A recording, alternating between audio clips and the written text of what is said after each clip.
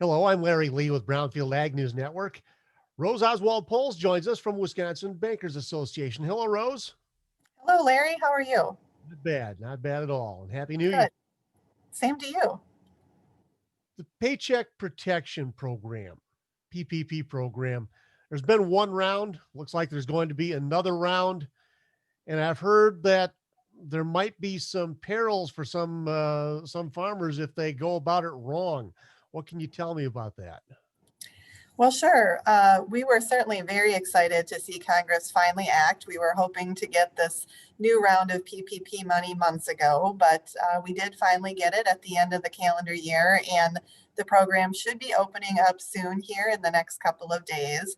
Couple of cautions we want to make sure people are aware of. Number one, there's been a lot of non-lenders trying to get into this space, believing that there is an opportunity there for them, and really want to just encourage your audience to continue to work with your local bank. We've been involved in the program since it started back in March last year, and certainly have developed an expertise, whether we like it or not, about all of the nuances involved in this program. So, we really can provide solid advice to anyone who's looking to try to get back into the program. The second, I think, item that's really important to remember is you are able to get what's called a second draw PPP if you already got a PPP loan previously back in the spring or summertime, before the program closed in early August. So the one caveat there, though, is that you need to prove that you have had a loss of 25% or more in revenue during any quarter of 2020 compared to the quarter in 2019. For many people, sadly, that will be fairly easy to meet, because unfortunately, as we all know, this pandemic's gone on longer than anyone anticipated, and the losses certainly have been huge for certain businesses. I've heard one concern from a farmer, and that is that they're already on shaky ground. Maybe the lender is not able to work with them on the PPP program, and they're concerned about going to another lender for fear that it might just lead to bigger problems down the road. What do you think? I really would encourage your farmers listening to this program to continue to talk with their local banker. There's nothing, I mean, we all know everyone is stressed, and certainly that includes the farm community as well.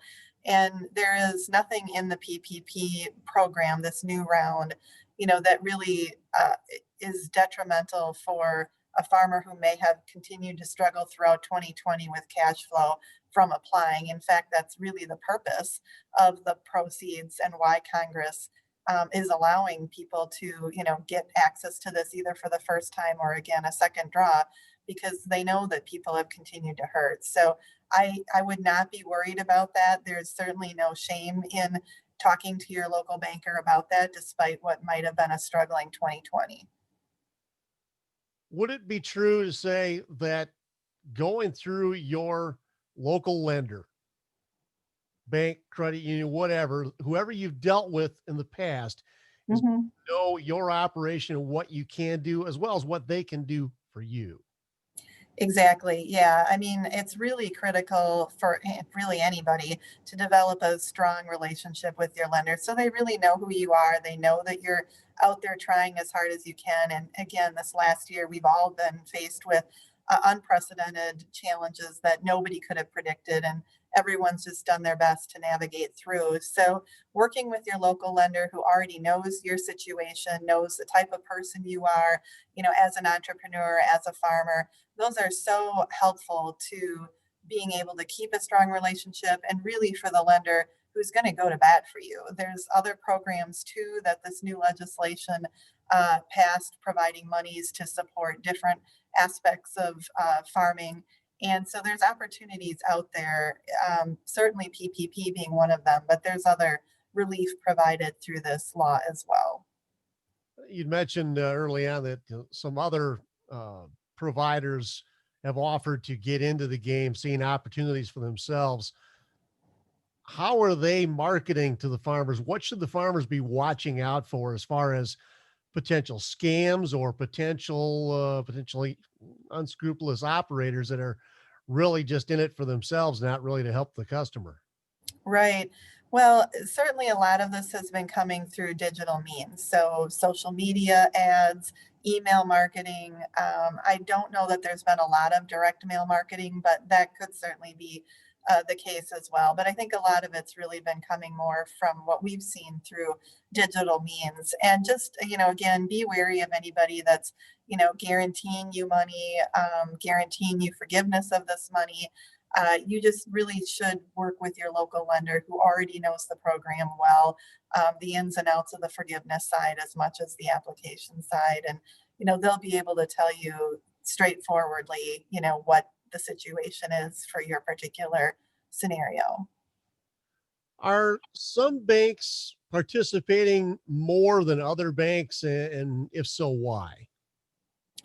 We haven't seen that. I think Wisconsin banks proved from the beginning how committed they were to helping their communities and really stepped into the program, with both feet and hands to really help out the community's needs. And I see that continuing now too. So as long as there's still demand for the program from the farming community, from the business community, all of the banks in Wisconsin are really ready to help. Certainly from a volume standpoint, yes, some obviously did more loans than others, but that's really more tied to, the size of bank that you might be talking about and just the sheer potential number of customers who needed access to the program.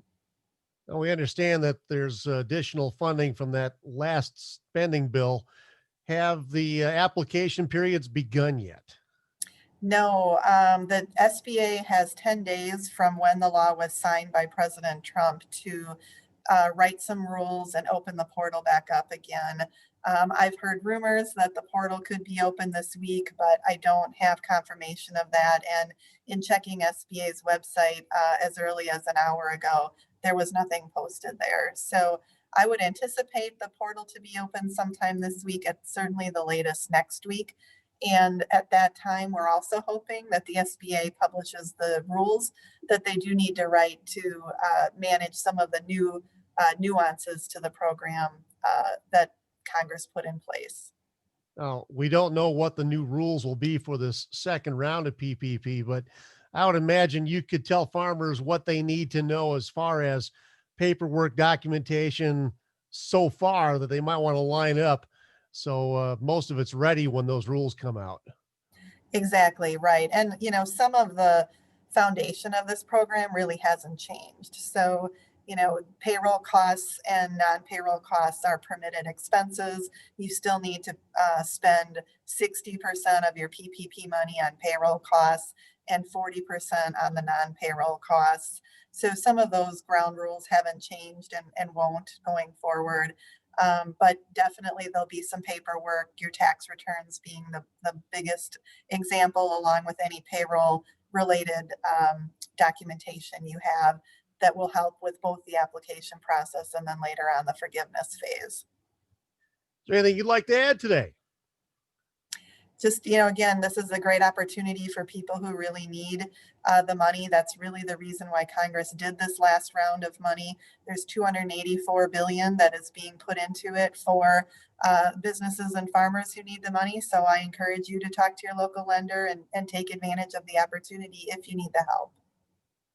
Rose Oswald Poels joining us from Wisconsin Bankers Association. Thank you for the update on the PPP program. Thank you for inviting me.